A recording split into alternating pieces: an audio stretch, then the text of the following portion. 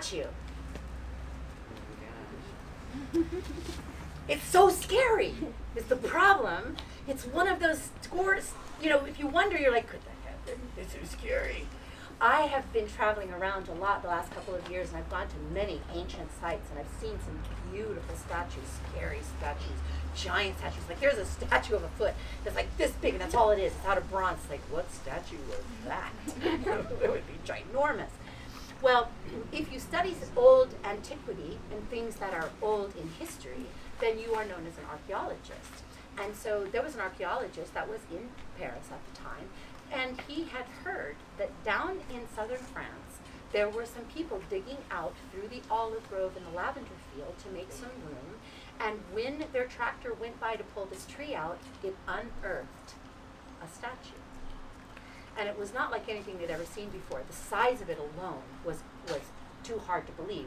Because when the tractor went by it and it hit the metal, everyone said, stop, stop! And they looked down, and they couldn't really see because it was just the side of what looked like maybe a person with an arm, but there was a horrifying head kind of screaming at the side. They're like, what is this? And they took rope around its neck, and they pulled it up, and it stood 20 feet high, and it was fierce. This was like a giant, some kind of goddess. She had this mane of bronze hair, and she was looking at you with her hand extended, and no matter where you walked, it looked like she was following you with her eyes. And they walked around her and said, what is this? Do you suppose it's from the Hellenistic period? Is it Greek? Is it Roman? Does it go all the way back to the beginning of time? So they contacted this archaeologist in Paris and said, you must come down and take a look at this statue. So he packed his bag. He was very interested to find out what this statue might be. Maybe late Mesopotamia, could be anything, a new discovery. And so as he was getting on the train to go to southern France, a bunch of tennis boys showed up. They're all in there, got their tennis rackets and their white shorts and their perfect V sweaters, and they're, all right, lads, let's go on down to southern France. We're going to go down and get him married. They were having their bachelor party. And evidently, one of the boys on the train, young man, truly, was on his way down to get married. And they all boarded the train to head down south. And the old archaeologist enjoyed watching these young lads tousle each other and joke back and forth. And you could tell that the boy who was getting married, he was the leader. He was the one who, like, come on, you guys, let's use this car. Let's sit here. Let's order coffee. And he was all, very much in charge of everything. And he thought, oh, how wonderful to be so brave and strong and young and strapping. And as they got down to southern France, they got there, and he had brought his trunk full of things. So he had to wait for his trunk to be unloaded. And all these boys piled out of the train, and off they went in cars and headed off somewhere. And the archaeologist got his stuff, and he waited, and a man came with a truck, and they loaded it up, and they came back to an old estate. And when they got there, surprisingly, that's where the wedding was going to be. There's all the boys. They're off near the tennis courts, and there's the bride and all of her lovely girls, and they're out walking through the lavender making wreaths. And he said, oh, how charming. This is going to be lovely to have a beautiful wedding here in the lavender fields. It's going to be remarkable. But please, I really have to see this statue. Can we get it? And he said, they're bringing it around right now.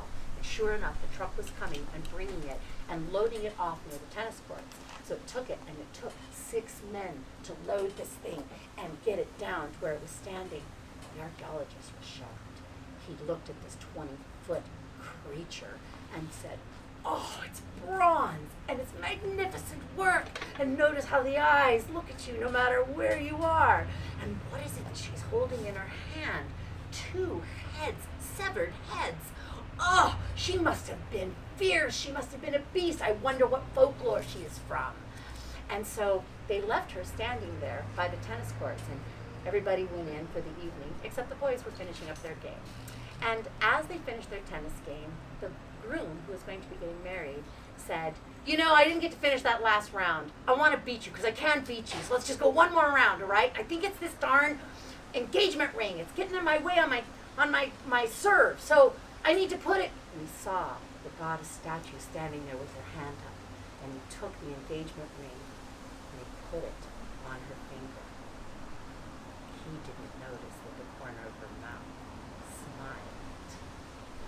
He finished his game, and he won! Yay! I'm the victor! And off they went into their party for the evening.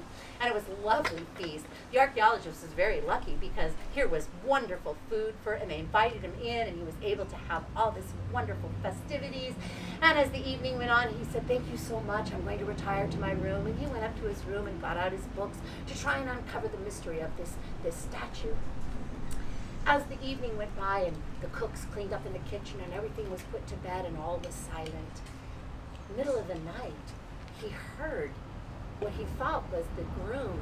Maybe it was the whole groom's party coming in, and maybe they had been drinking too much and they were being loud on the stairs. He heard stomping. He said, "Oh boy, that poor bride," because he came up the stairs. From what he could hear in his room, it went down the hall and then it went inside one of the bedrooms and closed the door.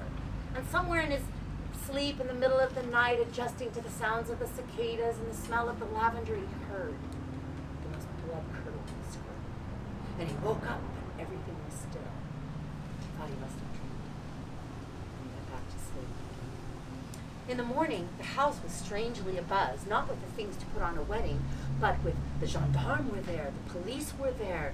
The bride was as pale white, like she had seen a ghost, and she was sitting there trembling, and the doctor was taking care of her, and all the girls were huddled, and everyone was afraid, and they asked him when he came down, "Did you see the groom? Have you seen the groom? No one has seen the groom. We're so worried." And he thought, "Oh my goodness, the groom's run off. What a tragedy." And he thought, well, then he'll show up at the last minute. These things always work out that way. And so he went out with his books and his sketchbook to draw the picture of the statue. And as he got out to the statue, he thought how odd that her face was somehow changed. She didn't look as fierce. She had the smile was on the corner of her mouth, and her eyes that still could watch him going back and forth. He noticed that where the day before he had marked down it had two heads, in her fist holding the hair, there were now three severed heads. And one of them was the face of the groom. And as the man looked at it, he realized that she had on her finger the engagement ring